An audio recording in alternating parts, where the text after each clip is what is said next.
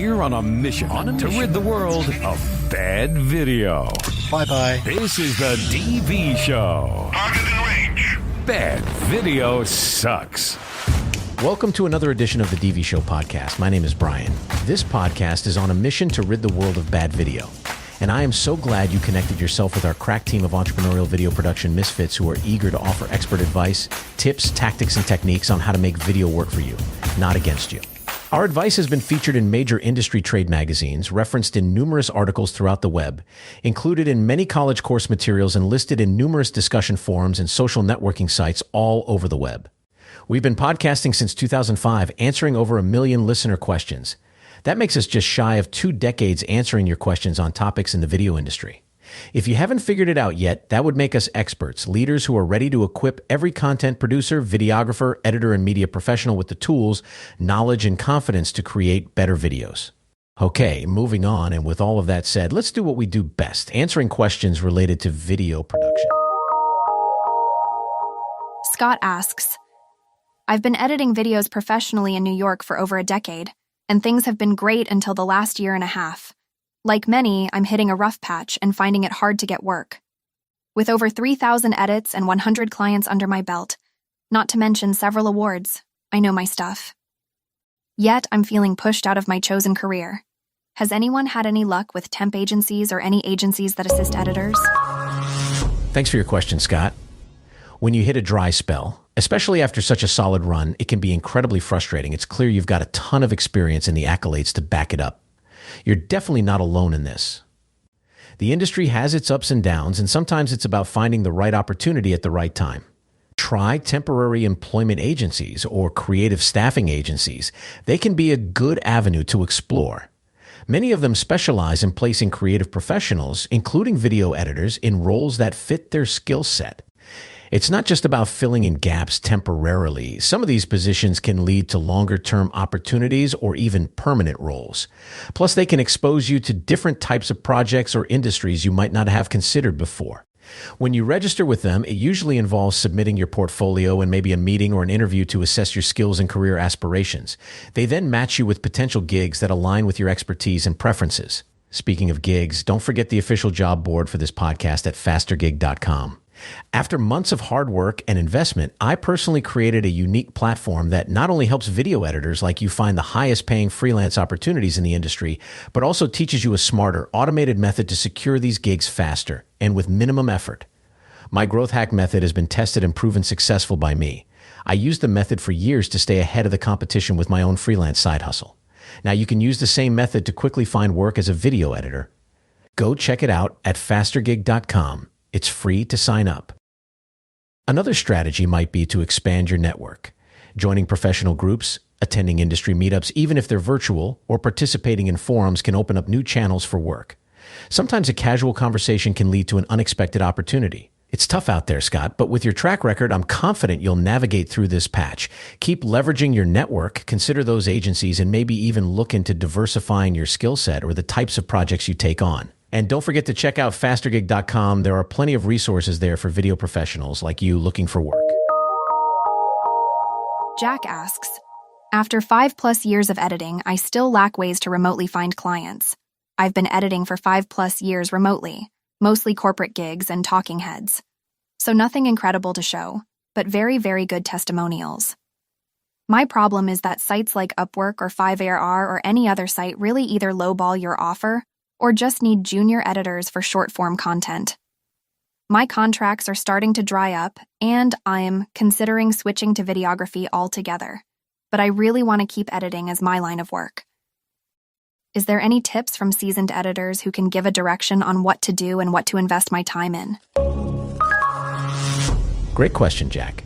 For those diving into the world of video editing and thinking about adding a splash of videography, it's like mixing up a thrilling career cocktail. Let's chat about how you can keep your video editing game strong and maybe even bring some videography into the mix.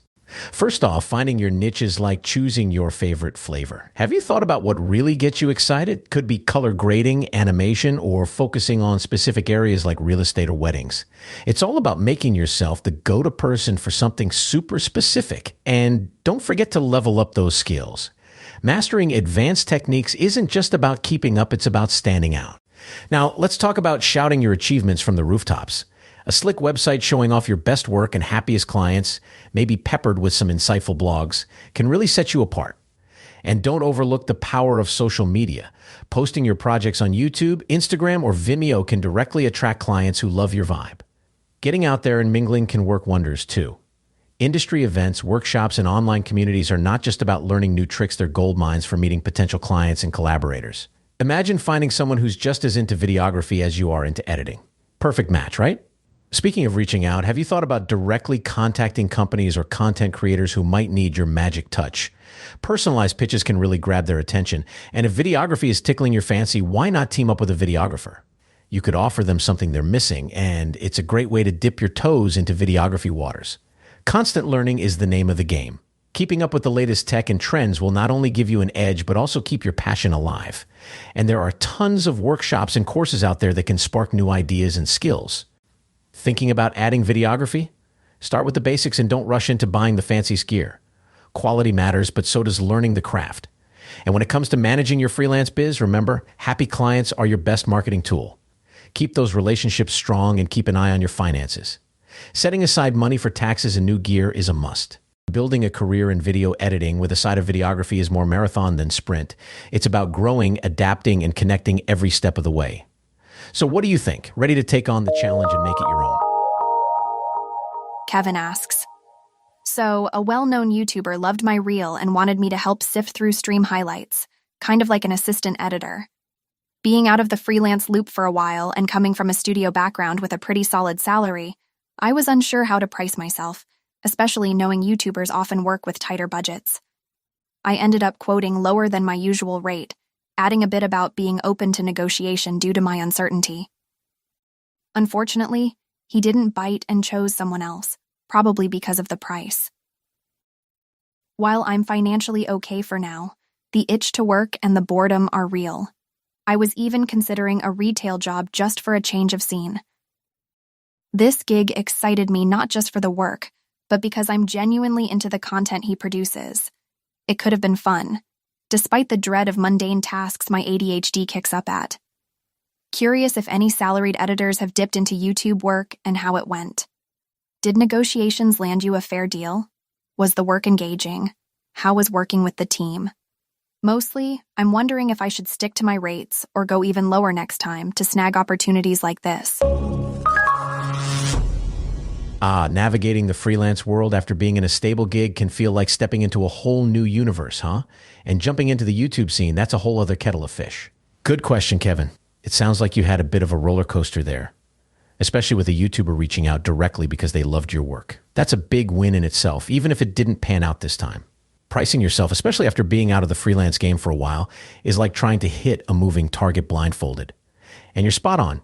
YouTubers often have tighter budgets than traditional studio projects, but it's such a mixed bag.